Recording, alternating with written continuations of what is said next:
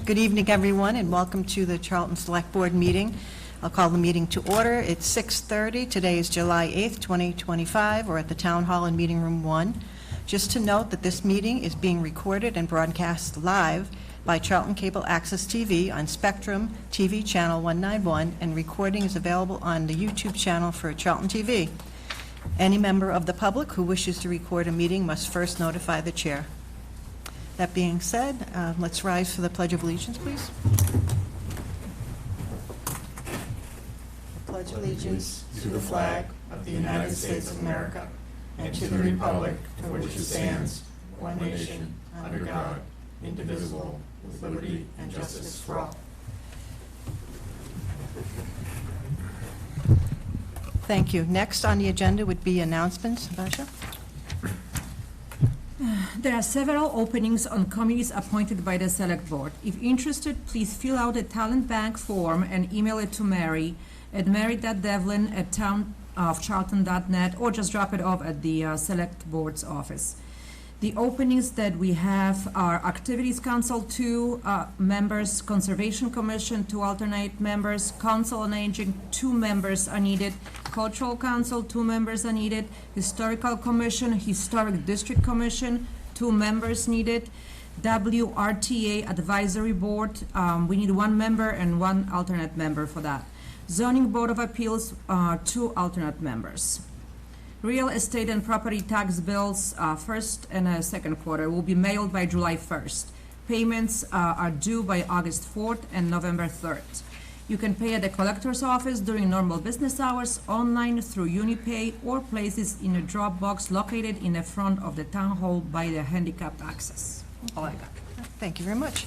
Next item would be open forum. Is there anyone here from the public who would like to come up and address the board?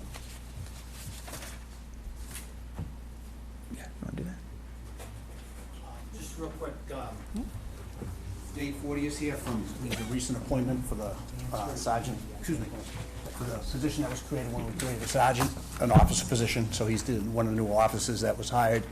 We'll have the other officer at the next meeting. Just want to meet Dave. Dave comes from Sturbridge. He's been a sergeant over there for years, very qualified. You're welcome. Thank you. Hi, everybody. Hi. I don't know if you wanted to meet him. Yeah, absolutely. yeah. Just have it- you can- if you'd like to say a few words, I'm just happy to be here. and we're happy that you're here. Yeah. Thank you. Thank you very much. We'll do something more formal at the next meeting. Yeah, absolutely. Yep. All right, thank you for Very coming. good. Nice to meet you. Anyone else for open forum? All right, so we'll move on to the approval of the minutes. Can I have a motion to approve the regular minutes from our meeting of June 10th, 2025? So moved. Second. Any discussion? Hearing none, all those in favor? Aye. Aye. Motion passes, it's unanimous. Thank you. Next item on the agenda would be appointment and resignation. Andrew? All right, our first appointment this evening is for the light equipment operator position for the Highway Department.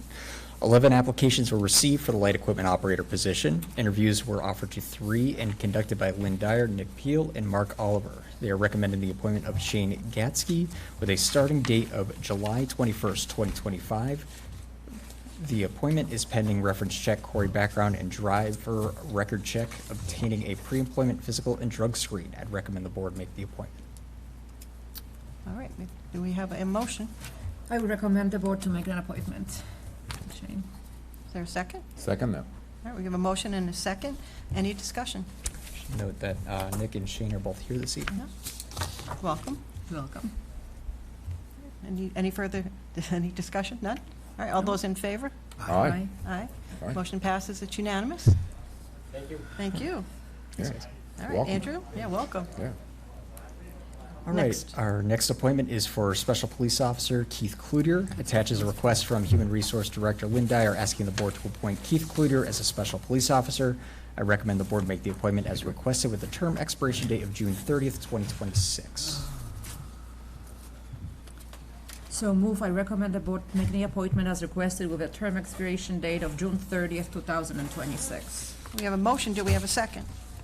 Second. Any discussion? Just a comment for the chief. Can you get people with police experience, please? Any other discussion? No. All right, hearing none, all those in favor? Aye. Aye. Motion passes, it's unanimous. Thank you. All right, our next appointment is for traffic constable. The police chief is asking the board to appoint Jamie Fuentes as traffic constable. I recommend the board make the appointment as requested with the term expiration date of June 30th, 2026. So move to appoint as requested with a term expiration date of June 30th, 2026. Second. All right, we have a motion and a second. Any discussion? All right, hearing none, all those in favor? Aye. Aye. Chair votes aye, motion passes, it's unanimous. Thank you. All right, the next appointment is also for a traffic constable. Police Chief Dowd is asking the board to appoint Paul Russell as a traffic constable. Recommend the board make the appointment as requested with a term expiration date of June 30th, 2026. So moved. Second. Motion and a second, any discussion? No? All right, hearing none, all those in favor? Aye. The chair votes aye, motion passes, it's unanimous. Thank you and welcome. All right, All right, next item on the agenda would be, their resignation? Yep, we have one resignation this evening from the Council on Aging. We are notified by Council on Aging Director Michelle Drum that James Russell is resigning from the Council on Aging Board effective July 2nd, 2025. The board should accept his resignation, and a letter thanking him for his service to the town is in your sign folder. We move with regret. Have a second? Second. Any comments? No. All right, all those in favor? Aye. Aye. And again, thank you very much for your service. It's much appreciated.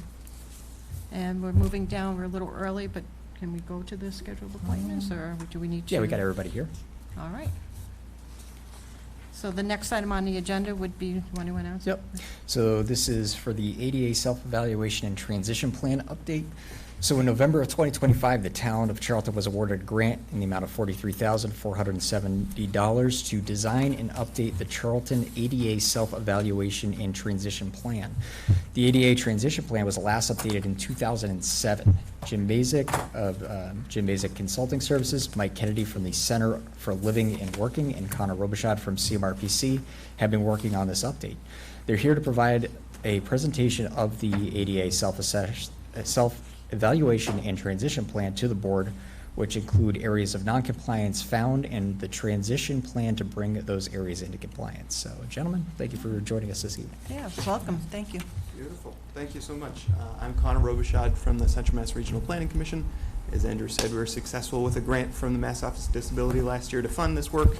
I've been working with Jim Mazik and Mike Kennedy here for at least 5-6 years now to do these plans across Central Mass. They've worked on dozens of plans across the state, so they're going to walk you through some of the findings. I'd just like to thank the town and especially Andrew for helping coordinate, making this a smooth process. So appreciate it, appreciate your partnership, and thanks for doing the plan. With that, I'll turn it over to Jim. Well, actually, I'll turn over to Mike for introductions. Good evening, ladies and gentlemen of the Select Board now? Oh, okay. So my name's Mike Kennedy, and on behalf of Center for Living and Working, in partnership with CMRPC and Connor, with Jim Mazik as a subcontractor, I just want to thank the town of Charlton for entrusting us in administering your ADA self-evaluation transition plan. In addition, I just want to give a shout out to all the town staff and board committee members that assisted us along the way in putting this plan together. So with that being said, I will turn it over to Jim, and then I'll be back to talk about the self-evaluation. Thank you. So just a little introduction, for myself, and then I'm going to go into the format of the plan and some of the specifics, and then to Mike and go back and forth. I'm going to apologize up front, and I told Andrew, I said, I'm probably looking at about 45 minutes, so please, hopefully you don't have to be somewhere by, 7:30. So I'm a planner by trade, 40-plus odd years in the planning profession, different cities and towns across the state, and then past 30-some years to retirement in 2020 with Pioneer Valley Planning Commission, comparable to what Connor works with. Actually, with my hat with Pioneer Valley, we did work in Charlton a number of years ago with the money through CDBG funding, and my staff oversaw the construction of the elevator project. So that was, at that time, CMRPC wasn't doing CDBG work, and now they've kind of taken to a new level. So they're doing work all over Central Mass on CDBG things. But doing that my full time, I was still doing a little bit of the ADA work, and started working with CLW, Mike Kennedy, about 20 years ago. We've done collectively over 50 plans, and just in the past 5 years, 40, just under or just over 40 plans, ADA plans for towns all the way and cities in Pioneer Valley, in Central Mass, and in the eastern part of the state. So we've been quite busy. I'm going to go through and talk a little bit about the some background information about ADA, about 521 CMR, a comment then on the plan format, so you can kind of get a feel of what it is. I don't know, Andrew, did the select board members get copies of the plan electronically? Yes. Okay. Yep. And then I'll turn over to Mike, talk about the self-eval piece. I'll come back and do a general overview about the transition plan, how we address each building assessment, and then a general summary of findings. And I'll just come back on here to a couple of specific areas and bring it to your attention. So the Americans with Disabilities Act was signed into law back in 1990 by President George H.W. Bush. It is a civil rights law. It's intended that there be equal access to all in terms of programs and services, and there be the civil rights guaranteed to all, regardless of a physical or mental impairment. There are 5 titles under the ADA. You're bound, or you, but a city, municipality, a jurisdiction, a local jurisdiction is bound by Title I and Title II. Title I, which you're probably more familiar with, is equal employment, equal opportunity employment. And Title II is state and local government program accessibility. And under Title II, there's a requirement for a self-evaluation and transition plan, which is what you have. Actually, I don't know if I mentioned, myself and Sid, did your original plan back in 2007, 18 years ago, your ADA plan. And when we go through more details, we'll comment on some things that have been significantly improved since then, so that's good plus for you folks. The current standards that are in place under the ADA are the 2010 ADA standards. Those went into effect in 2012.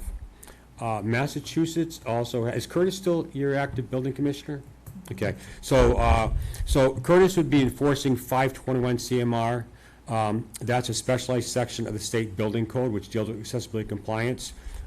Building commissioners are not responsible for ADA compliance, even though cities and towns are bound to comply with it. Their jurisdiction is limited to 520 CMR. So that's often you see some concerns where things aren't being addressed. So Mass has 520 CMR. It's basically a construction code. So compliance is only triggered by construction, not civil rights. So if work done on a building is less than 30% value of the building and under $100,000, only the work being done must be accessible compliant. If the work is less than 30% of the value of the building and over $100,000, then the work plus the access to the building, bathrooms, or a bathroom, not rooms, a bathroom, drinking fountain, some other things must be accessible compliant. If the work being done on a building is more than 30% of the value, then the whole building must be brought into compliance. And it's a 3-year window. So it'd be, if you're doing work this year, it would be this year, look back the past 2 years. Or if it was this year, I didn't do anything, and you took 2 years ahead. So it's a 3-year window of that, that percentage value that's looked at. So there are different standards between ADA and 521 CMR. 520 CMR is about this thick. ADA is about this thick. And there are differences between the two.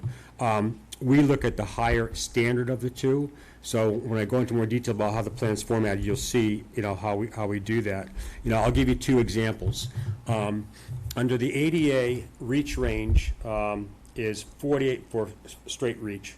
is 48 inches above finished floor, regardless of where you are. You could be in a bathroom, a hallway, so that sanitizer right there you see in a wall, which is compliant, can be no more than 48 inches above finished floor to the operating mechanism. The light switches from no to 48 inches. 520 in CMR has that same 48 inches in common areas, but in bathrooms, for dispensers, for whatever reason, the reach range is 42 inches. So we go into bathrooms, we'll look at the 521 standard for 42 inches for dispensers, but outside here, we'll look at 48. So that's an example. Another quick example would be the grab bars in bathrooms. So under the ADA, the rear grab bar is to be at least 36 inches, and the side grab bar 42 inches long. Under 521 CMR, they both have to be 42 inches long. So we've been in some buildings where they do 36 and 42. They went to the ADA standards, but they must adhere to 521 because we're in Massachusetts, and they both supposed to be 42. So the plan content and format, basically I was set up into, there's 4 sections. There's the front end, which is reference guide. I'm going to briefly hit upon. We have the self-evaluation piece, which is policies, procedures, practices, which Mike's going to talk about. The transition plan piece, which is the individual building, facility, and recreation area assessments. And then the appendices, which has survey forms, any kind of recommended documents. We have a list of funding sources, and we recently added, which is a checklist for you to do. And I think, Andrew, you'd be interested in this. It's the last appendices, which on the self-eval, what would need to be done, you can check off and date completed. I know you already have taken action on some things, so that's great. So we have 10 chapters in the front end, and we like to have this for you as like a one-stop shopping guide. So if things come up, you can go there and address things which come up and deal sometimes daily basis. We have a chapter on more on the ADA and the 5 titles. We have another chapter on other federal accessibility regulations, including enforcement and contact information. We have another chapter in more detail on 521 CMR. We have a chapter on alteration of historic properties, because there are exceptions to historic properties, and then what you would need to do in order to get those exceptions. We have a chapter on EV charging station guidance. Back in 2010, I don't think that was 15 years ago, and I think, 1990, 2000 is 521 CMR, is that, or 2005? What's the most current in that? 2006, Jim. 2006. I don't think EV charging stations are really kind of in the forefront back then. So there's guidance, and basically you're looking at what the standards would be for a parking space, which is running slopes, cross slopes, no more than 2%, accessible route to the charging device, and that be within reach range. So we have guidance on that in the so if you're going to put one in somewhere, which I know you have one up here, if you put another one in, make sure you meet the guidance. Another chapter on ADA service animals versus emotional support animals, that comes up quite frequently, and we talk about what one should do. There are actually only 2 recognized service animals, a working dog and a miniature horse. Everything else, they're comfort animals. They're not service, so you have a right to do what you need to do to not allow that animal into your accommodation. We have another chapter on ADA compliant portable toilets. You have a portable toilet we'll talk about later on by Memorial Field Playground. You have a couple others as well. We have never ever seen an ADA compliant toilet, because typically there's either the grab bars are too, even though they say they're the bigger, wider portable toilets, they're not ADA compliant. Typically the grab bars are too low. There's not enough clear space on the side, the wide side, or the front of the toilet. Often the dispensers are too high or over the grab bars, and none of that's allowed. We have another chapter on emergency eye wash stations, which typically would apply to highway, fire, police, but more importantly, which was more civilian-based, would be in school classrooms where there are laboratories. And then we have added a chapter recently on accessible routes of travel and playground surface materials. We give a number of different samples and examples of different types of acceptable, compliant materials for accessible routes. And there's some new materials out there and we have pros and cons, a photographic example, and then a cost estimate per, I forget, it's either lineal foot or by square, I think it's lineal foot. So if you're doing something at some point, you can say, geez, these are options, and then you can see what the cost would be and that sort of thing. So that's the format of the plan. Right now, I'm going to turn over to Mike. He's going to talk about the self-eval. And the self-eval, there are 11 areas that we look at, but there's only 5 that's required. So we kind of take it another level to make sure things are fully addressed. So I'm going to turn over to Mike. He's going to talk about the self-eval, and then I'm going to come back and do a quick overview on the transition plan findings, and then a couple of key things that we found. All right, thanks, Jim. And everybody can hear me, correct? Yeah. Good, good. Yep, so under Title II of the ADA, a municipality is required to. As Jim mentioned, there's 11 points, but really only, 7 points. So I'm going to go over most of them, which is basically the meat of this self-evaluation. So first is to designate a responsible employee as ADA coordinator. Andrew, the town administrator, serves as the ADA coordinator, per his disclosure at the ADA plan startup meeting that we had back in the fall. And Andrew was also listed as the ADA coordinator Find Your ADA Coordinator, available on the Mass Office on Disability website. Recommendation: the name and contact information of the ADA coordinator should be posted on the town's website and in the town hall. An ADA coordinator webpage should also be created, which would include related documents, including the ADA grievance procedure that will be further discussed. Next is adopt and distribute a public notice on the municipality's ADA policies, procedures of its non-discrimination policies. So, currently, the town's website does not have any public notice of non-discrimination policies regarding residents or visitors with disabilities readily available on the website. However, digging deeper in the town's website, in the Human Resource Department tab, there is a equal opportunity policy contained in the personnel regulations and guidelines. Recommendation: post a public notice of non-discrimination document on the town of Charlton's website in the Board of Selectmen, now Select Boards tab, and/or the suggested ADA Coordinator tab. Oops, sorry about that. Next is adopt, distribute, and/or post an ADA grievance procedure. The town of Charlton does have an ADA grievance procedure that was submitted to the Mass Office on Disability as part of the your funding request to undertake this ADA self-evaluation transition plan.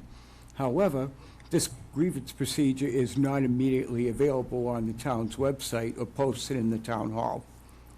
Recommendation: an ADA grievance procedure should be formally adopted. Update the ADA coordinator's name on the sample grievance procedure submitted during the Mass Office on Disability ADA grant proposal, along with any current pertinent information. In addition, post the ADA grievance procedure on the town's website in the newly created ADA coordinator page. Next up, modify, maintain, and update policies, procedures, and practices, including job descriptions and hiring practices as required. A public entity shall make reasonable modifications in policies, practices, and/or procedures when modifications are necessary to avoid discrimination on basis of disability. The town of Charlton does not appear to have any formal reasonable accommodation or modification of programs or services policies in place, as there are no policies available on the town's website and town hall. Although there's no formal reasonable modifications or policies in place, the ADA self-evaluation survey results from department heads and commission chairs show that town staff, committees and boards and elected officials are willing to assist residents or visitors if they request it. Recommendation? Adopt a reasonable accommodation policy, as well as a reasonable accommodations request form, and incorporate non-discrimination language, essential function requirements and physical requirements in employment postings and job descriptions discussed further in this presentation. And post the ADA reasonable accommodation policy, as well as the reasonable accommodation request form on the town's website in the Select Board tab and/or the ADA Coordinator tab. Next up, provide reasonable accommodations to qualified individual with disabilities. Based on what was available for review, a random sample of 10 job descriptions submitted during the self-evaluation process were reviewed. Most of these job descriptions were very good examples of what a job description should contain: job environment, essential function, recommended requirements such as education, experience, knowledge, ability and skill, and physical requirement. And 7 out of these 10 job descriptions contain the following reasonable accommodation language under physical requirements. Reasonable accommodations may be made to enable individuals with disabilities to perform the essential functions.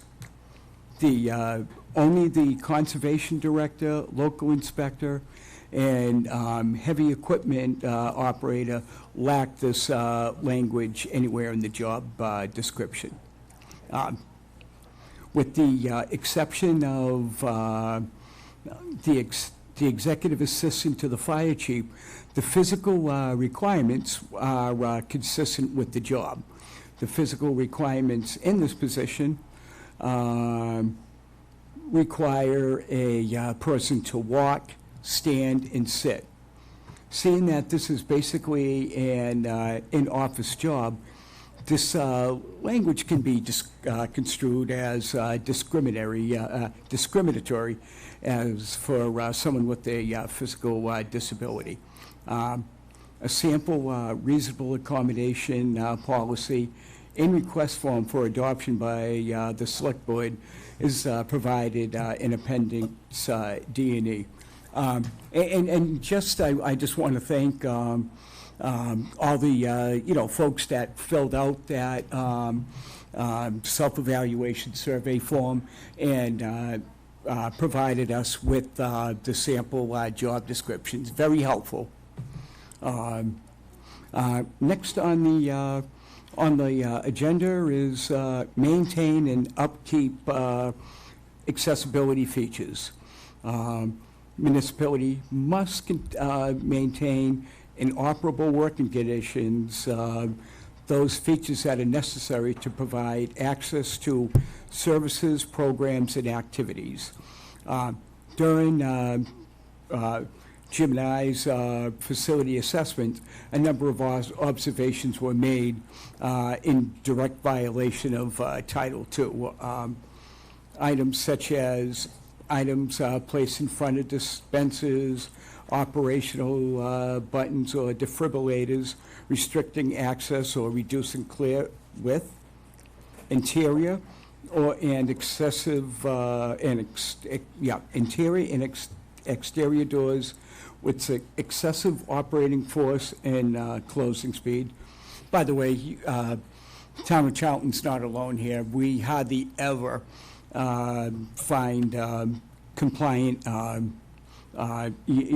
doors that have, closes.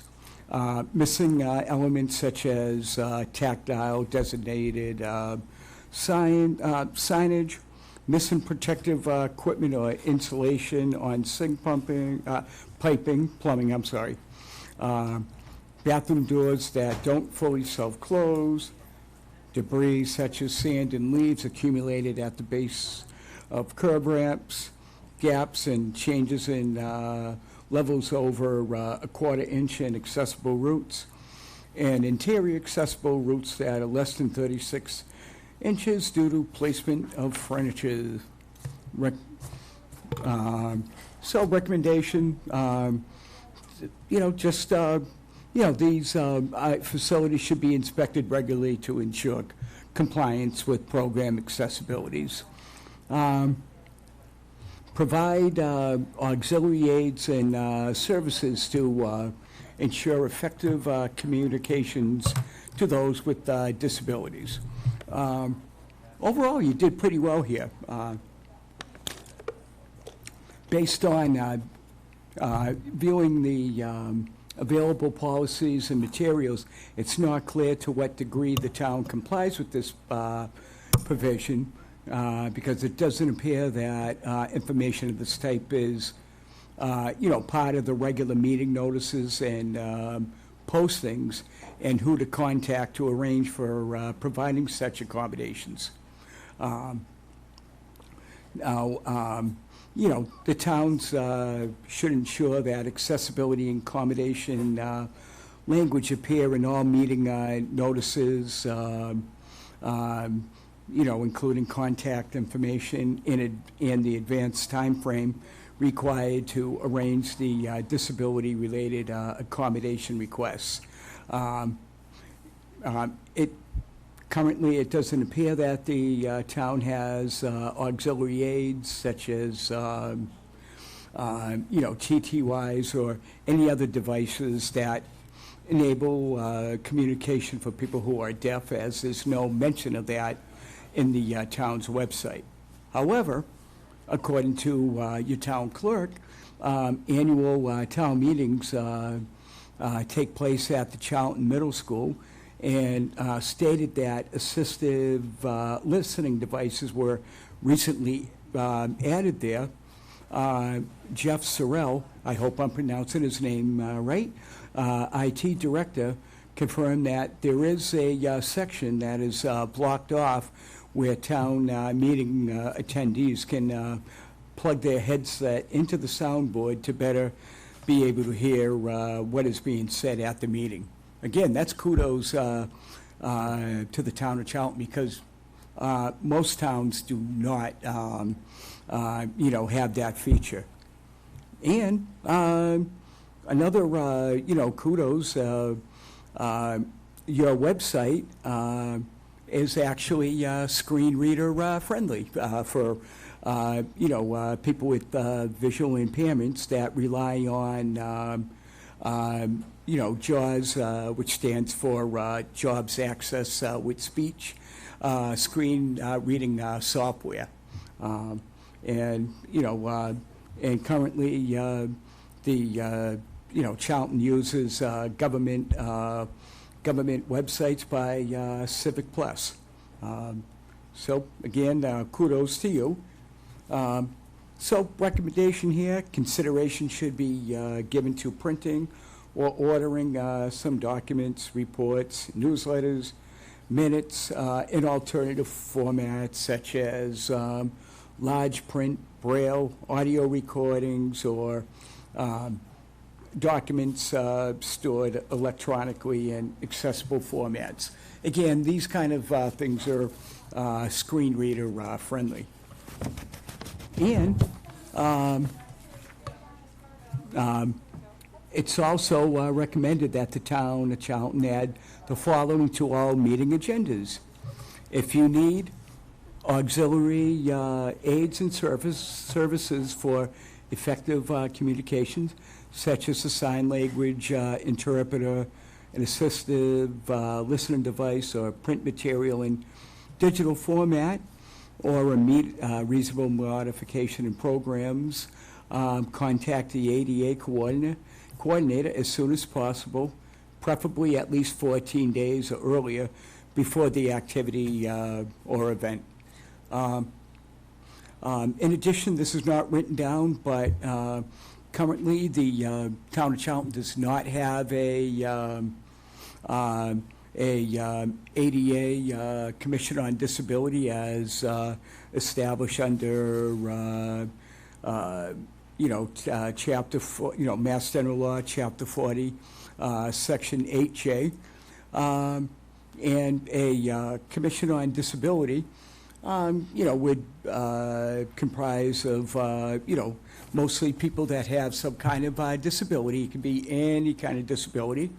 And, their job would really be to, monitor the accessibility in town. Once this ADA plan is ratified, they could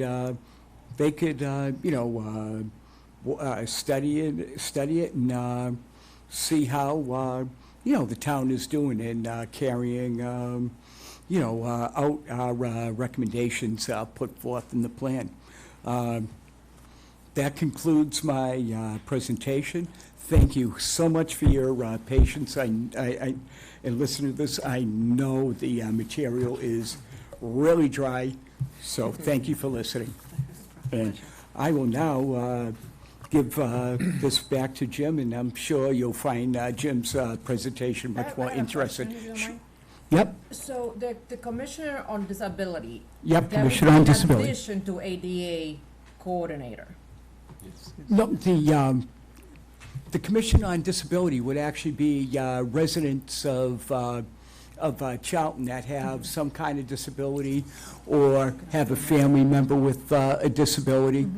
But the Disability Commission would definitely work in tandem with the ADA coordinator, which would be Andrew. Does that answer your question? Yes, thank you. My pleasure.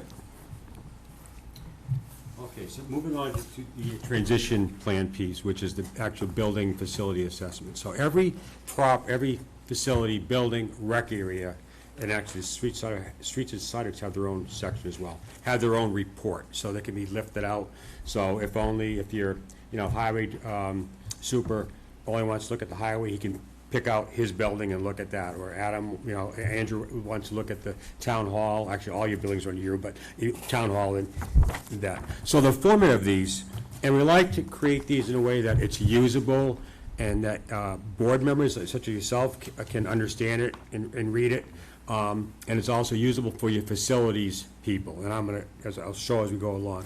So the format itself, and this is for the report on the town hall, which is about 10 pages. So we like to start off with a just general description of the building. When was it constructed? How many levels? Is it brick? Is it wood framed? Whatever it is, and what does it serve? What are the programs? Representative photo. And then we like to talk, we have a narrative, a general summary, which just takes more work, but I think it's useful for lay people as well as for you as board members. We got about 2.5 pages here of narrative, a just quick read, and you can easily see what the areas of noncompliance in the building, without going into the nitty-gritty, which is what follows. So that, I think, is very usable for folks. And then we do go into the detailed assessment, which would be more usable for your facilities people. If you're putting some out to bid, and actually we've had a number of towns actually working with, we did this in Southborough, Halifax, now we're just finishing up in Ludlow, and they've used this for some of their school buildings. They've lifted out things for their bathrooms and whatnot. Also for the bathroom, the bathroom in the town hall building, and also the bathrooms in their schools. So, what we do is, and this is really the crux of each assessment, we have a very detailed description of what the areas of noncompliance. We have the federal code, then we provide the state citation of the state code, and then a very detailed description of what exactly what's need to be taken to address that issue. And then we have a priority, a feasibility, and a time frame, and a cost estimate. I'll say rough cost estimate, because it's just the way things are today, it's tough, so we kind of base it on what we know some costs are, or have been, and it's, again, it's rough. So let's say this ramp, which right now is not a ramp, it's platform, but this ramp. So we say this 8-foot ramp to the Board of Select seating has a running slope of up to 8.2%, so it is a ramp, but it lacks railings. So what you would need, so if it was 5% or less, it wouldn't need railings. But because it's 8.2%, it qualifies as a ramp, it technically needs railings. So to make it compliant, and we say over here, you need to install paired railings on both sides of the ramp. Upper railing should be 34 to 38 inches above finished floor to the top of the gripping surface, and the lower railings 18 inches to 20 inches above finished floor to the top of the gripping surface. The railing should be round or oval in shape, 1.5 inches to 2 inches in outside diameter, and with 12 inches top and bottom extensions. So if you were going to go and do that, you could just take this, send it to some contractor, and that's what you want. And so you don't have to do any research. So that's why we have all these plans set up, so you can be, it's very specific what needs to be done. We look at in our recommendation of action to be taken, the recommendation is based on the higher standard of 521 CMR or ADA. You mentioned, you recall I talked about that in the beginning of the presentation. We also look at, there are tolerances that are allowed, industry standard tolerances. So if you're within a tolerance, we don't include it in the plan. So if an item that's 0 to 2 inches, and I'll talk about this in a second, 0 to 2 inches is 1/8 inch tolerance, 2 to 36 inches is a 1/2 inch tolerance, more than 36 inches, there's a 1 inch tolerance. I mentioned the reach range before. So that sanitizer for a common area, not a bathroom, is 48 inches above finished floor. So if that's more than 36 inches. So if that were 48 3/4 inches high, technically it's in that 1 inch tolerance, it's okay, so we do not include it in the report.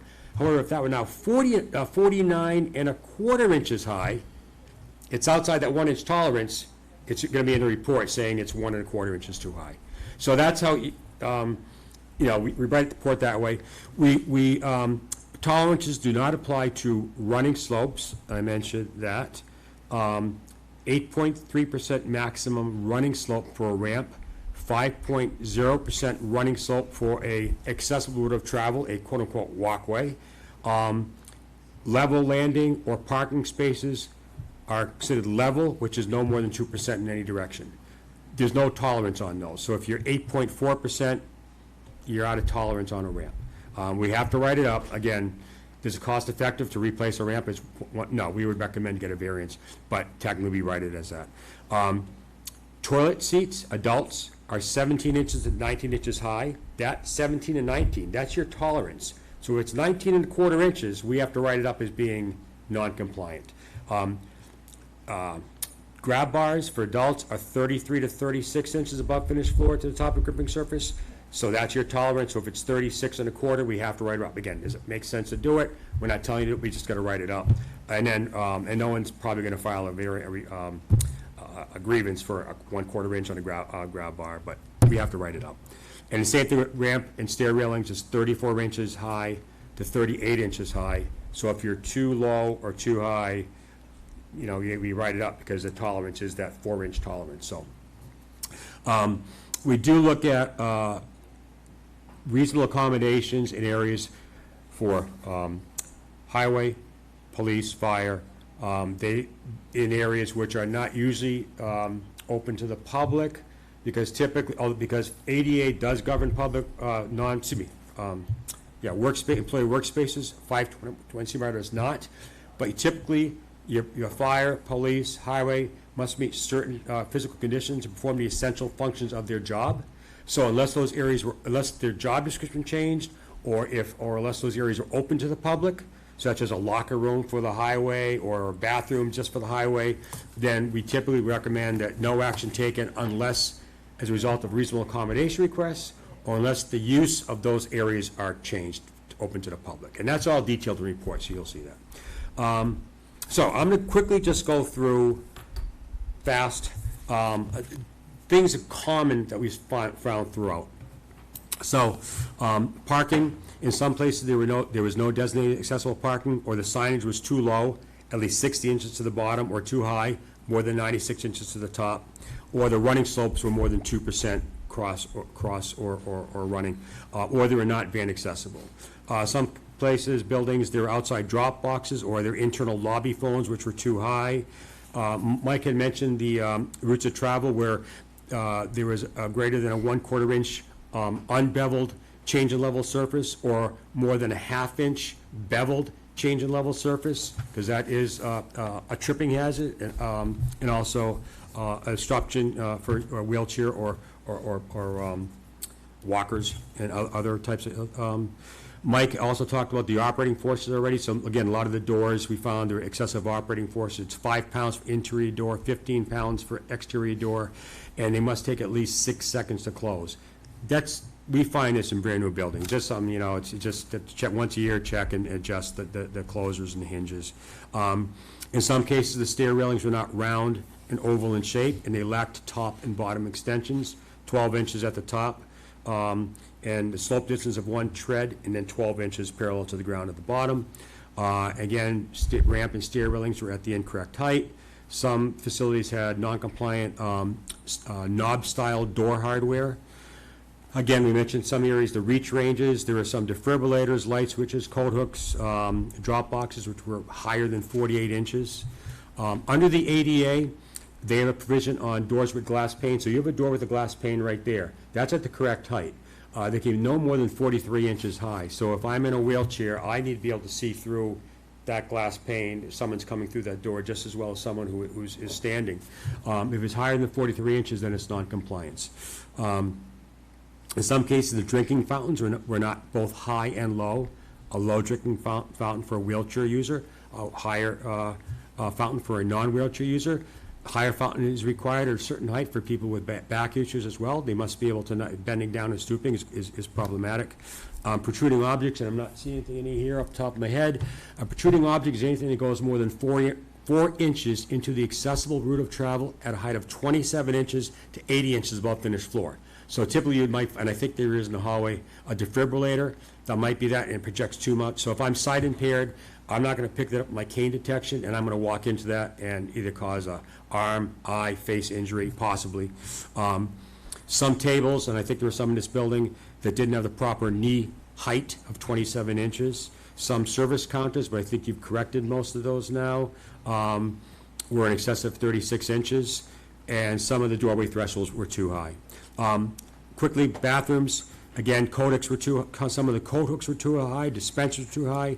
Mike had mentioned the sink piping not wrapped, guard, or insulated. The grab bars too high for adults. They're either too high or low, lower than 33 inches, higher than 36 inches. Grab bars, so no more than 6 inches from the interior corner for the rear grab bar, no more than 12 inches for the side grab bar. And in some of the bathrooms, those were exceeded. And very common throughout toilet bay dispensers. They must be close enough to the toilet so I'm able to actually grab and reach those. And some were either too close or behind the toilet, some are too far. They must be 7 to 9 inches on center in front of the water closet, i.e. the toilet.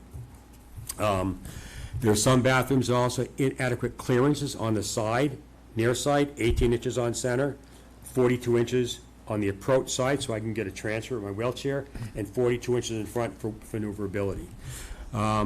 Sink mirrors can be no more than 40 inches to the bottom of the reflecting surface, not the frame, but the reflecting surface. So if I'm in a wheelchair, I can get visual.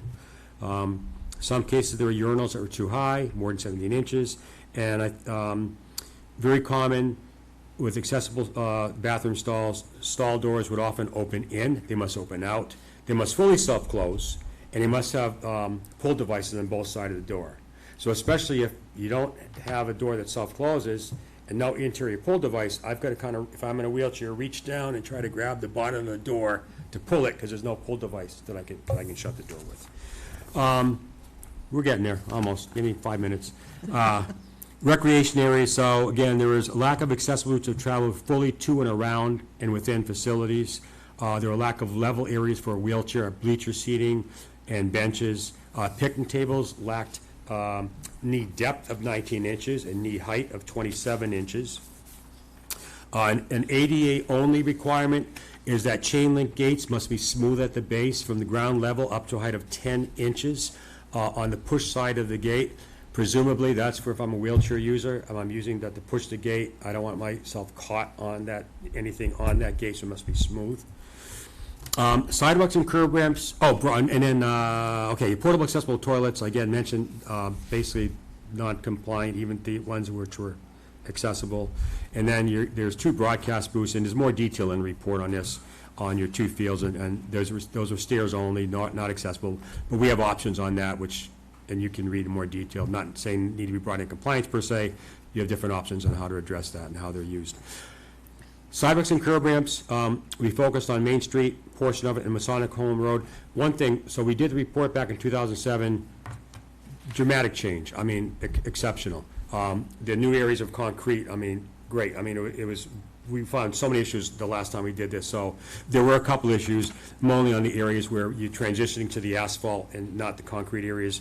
There are a couple of crosswalks that lacked accessible warning strips, 3 crosswalks, and I think these are at the far ends when we get into the asphalt area, which lacked level landings and had excessive running slopes. On the area, we had your nice concrete finished sidewalks. There was a telephone pole which reduced the clear width, which should be 36 inches down to 32 inches. We see this all the time, you know, whoever comes in, Verizon, AT&T, puts in a telephone pole and then, you know, leaves a gap where you don't patch it and you reduce the clear width, which is insufficient. And there was a mailbox on Main Street, the location's in the report, which is a protruding object because it's where it's situated. The front of the mailbox protrudes into the sidewalk at a height. So if I'm a cane user, I'm not going to pick that up, and I'm going to walk into that mailbox. So a couple of noted areas, which is of noncompliance, and then there's a couple of kudos. So noted areas of noncompliance, Memorial Fields, there's a portable toilet next to the playground, and it is quote-unquote accessible, though it's not ADA compliant. There was 2 issues there which were problematic. One's an easy fix, so and maybe has been fixed. There was a chain at the top of that door, and the chain restricted the door opening, which should be, well, it's a 36 accessible route too, and a 32-inch door opening, but the chain at the top restricted the door opening to only 27 inches. So if I'm in a wheelchair, I can't get in. So it's an accessible toilet, which I can't use because I can't get in there because the door's opening's restricted. That's coupled with the way it's placed on a concrete pad. There needs to be 18 inches of door pull clearance so I can maneuver over and pull. There's only 10 inches because of the concrete pad. So it needs a little more concrete poured there, but that lack of that door pull clearance plus that lack of that opening really makes it non-usable as a quote-unquote accessible portable toilet. The library children's room bathroom. So we've come on to this with a couple of locations with new libraries and new bathrooms. So the children's room bathroom, which presumably would be for children's standards, and not to go into a lot of detail, but there are standards for pre-K, K-3, 4-6, and then 7-12. Unfortunately, there's a difference between ADA and 521, but they can be, merged together. And there's, if you look at K-3 and 4-6, there's some, we call it the overlap standard, where you could meet that overlap standard and meet the full breadth of the K through 6 children. What was done in that bathroom, it's a combination of both adult standards and children's standards. So there might be an adult height toilet, but a children height sink, or children height dispensers, or children, again, it's in the report, but adult toilet with children grab bar heights. So it's just a mishmash of 2. So it needs to be, we do have a very detailed report what some options are if either wants to go full adult you go this way. You go children, you go this way. But it should be either all adult or all children, because it's a combination of two, so technically it's not compliant for anyone. So that's in the report, and, you know, it's options and what to do. Community centers was many issues, and you're probably aware. I mean, there's non-compliant limited parking, the main ramp's not compliant, the railing height, the ramp slopes, railings not piering on both sides, interior, there's not accessible route of travel to all the programs and services throughout the building. There's problems with the bathroom, so there are major issues. It's all detailed in the report, but there's a lot of stuff there. There is no accessible route into the main fire station, but in talking to the chief at the time of the assessment, and that work might have already been done. He was in a process to make some entrance work.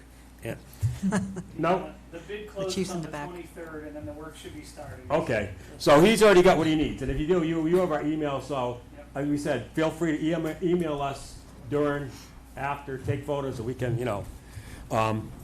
So, on the good stuff, and Mike had mentioned, kudos, accolades. Okay, the elevator, since 2007, now you're at elevator in Town Hall, so you can get into the building, senior center, all that, that's great.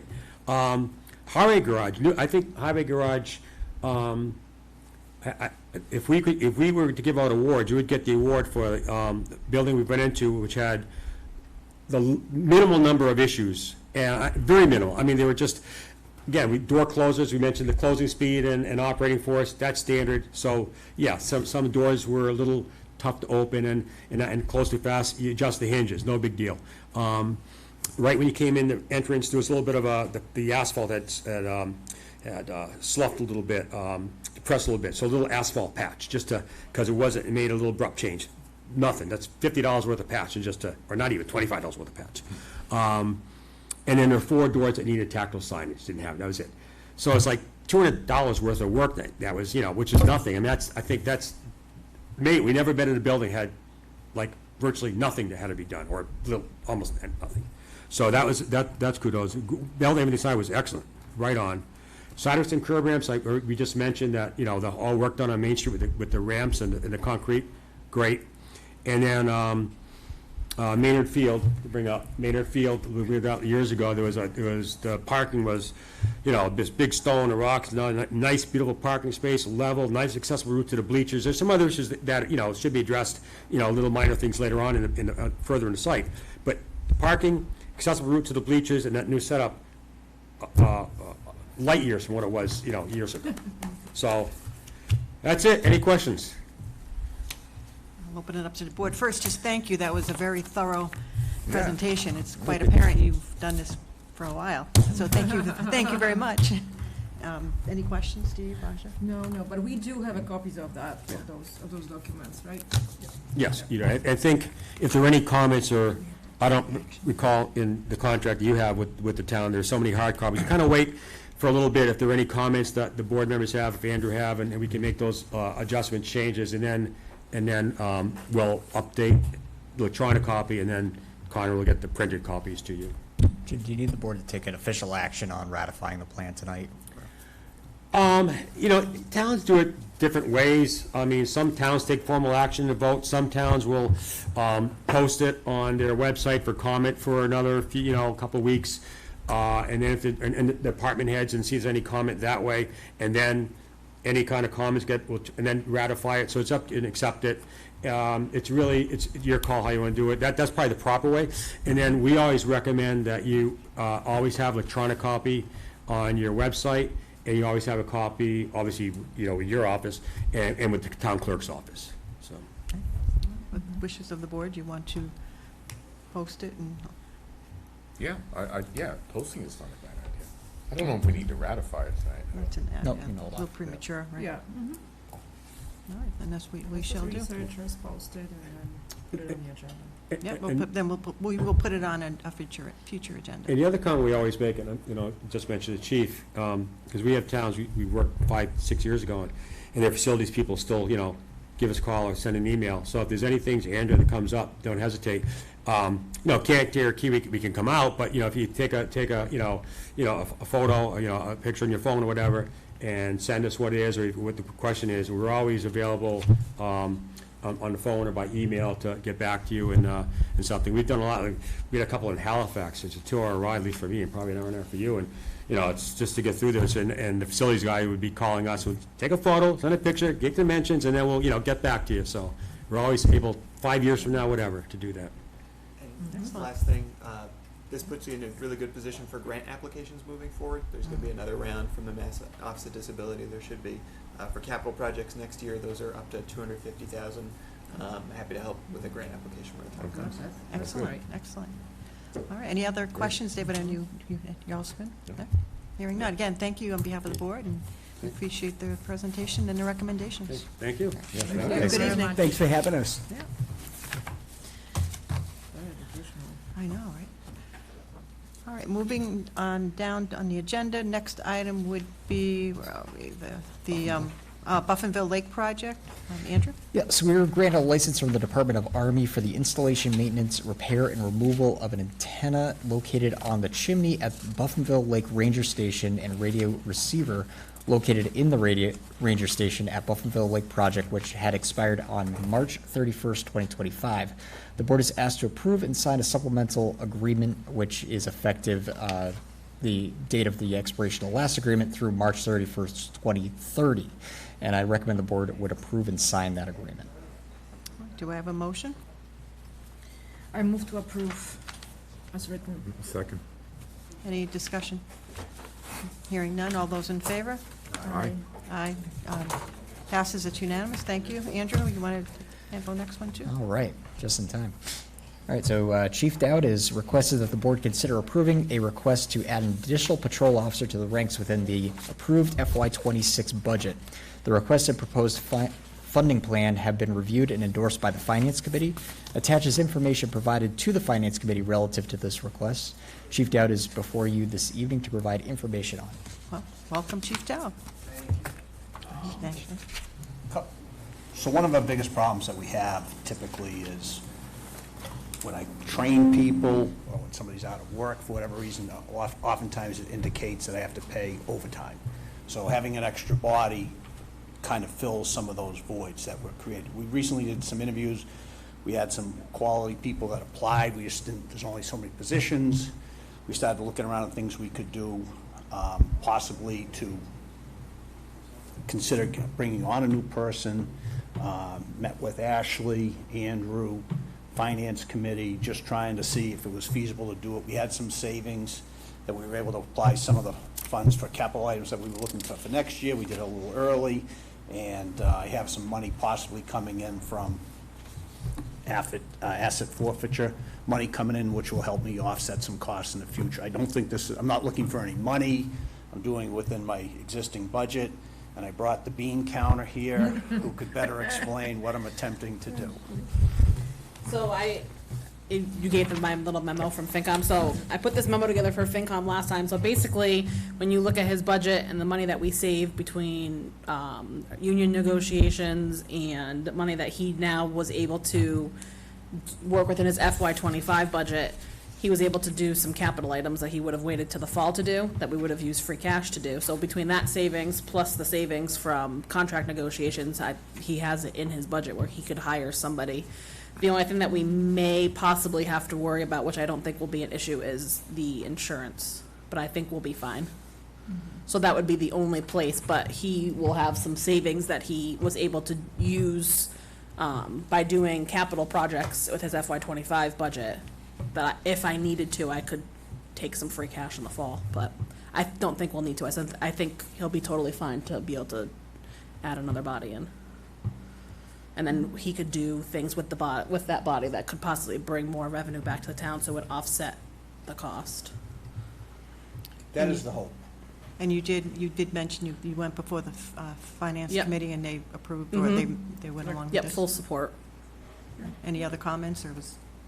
No, they were all for it. I mean, at first, I think one member kind of was like, well, if this should go in front of town meeting, but because he's not asking for additional monies, if he can do it operationally, he's allowed to.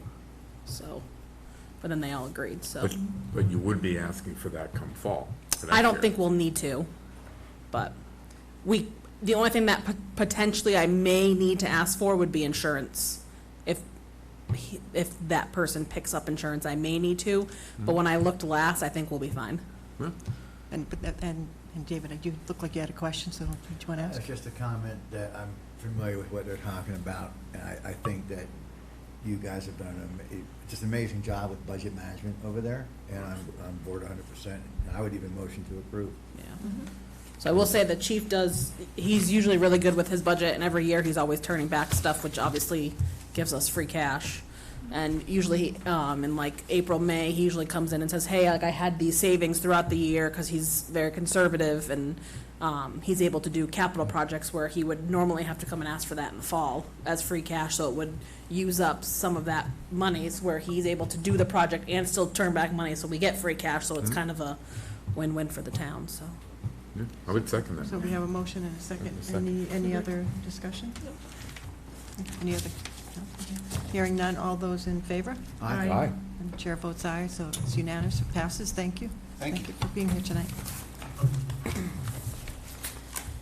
All right, the next item on the agenda would be the town administrator report. Andrew? All right, try to go real quick here. So just a quick update on our fire station project. So right now, the foundation and subgrade work is ongoing at the site. Heritage Drive has been closed for the summer to allow Tower to install underground drainage controls, and the section of Heritage Drive will be regraded and repaved for the next school year following the installation of the stormwater management system.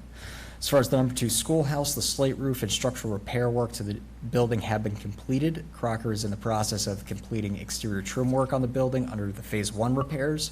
Mass Historical Commission has increased their reimbursement on the project by an additional $50,000 from what was originally granted to the town, so some great cost savings there for the project. And we're anticipating that the final inspection from MHC is going to occur within the next few weeks. Some other things going on, the Charlton Police Department is going to be hosting a summer send-off event on Thursday, August 21st up at Bay Path. This is going to be similar to a National Night Out event that was held last year, and the goal essentially is to bring first responders of the community together. And just wanted to acknowledge that over the last few months, our office has been working to restore the historical Sealer Weights and Measures cabinet, which has been in the town's possession since 1848. And I just wanted to acknowledge the work of Mary and Jim Burlingame working on this restoration project, which is now outside of our office. So that's what I got. All right, thank you, and thank you, Andrew. The next item is just to call for any agenda items from the select board members. If you wanted to say anything now, or you can certainly email. ADA. The ADA, yeah. Yeah, you know, I have one. The town of Ocam had an interesting article in the newspaper about solar panels and battery storage. And I wonder if it's not a bad idea if we invite planning board in. Well, we actually were going to invite, that was something I had requested, so we're hoping the planning board will be here at the next meeting to go over the, because they drive the buses, they say, for the master plan, but that's something we could talk Just about. like where they are, well, what activity, anything, things that they can talk about. But Yeah, and we'll let what's them there? know so they can post that, so people know what we're going to be discussing. That was easy. Hey, you're like psychic. All right. No problem. Anything else, David, you good? All set. Roger? Well, was that- All right. So our next regular select board meeting will be August 12th, 2025 at 6:30 PM at the Town Hall in Meeting Room 1. And now I will need a motion to adjourn and go into executive session. And when we do, remember, we have to do like a roll call to go into the executive session. So moved. Steve, aye? Oh, Aye. we gotta read it. Oh, read it. I can't read it. Adjourn executive session under Chapter MGL C30A, Section 21A, to discuss strategy with respect to collective bargaining or litigation, Charlton Highway Contract, Charlton Permanent Firefighters Association, IAAF Local 4023 Contract. If an open meeting may have a detrimental effect on the bargaining or litigating position of the public body, and so the chair declares to return to open session if needed, and to adjourn. All right, thank you. That being said, I'll do a roll call vote. Steve, aye? Basha, aye. David, aye. Karen, aye. Okay, now it's adjourned and into executive session, so, thank you.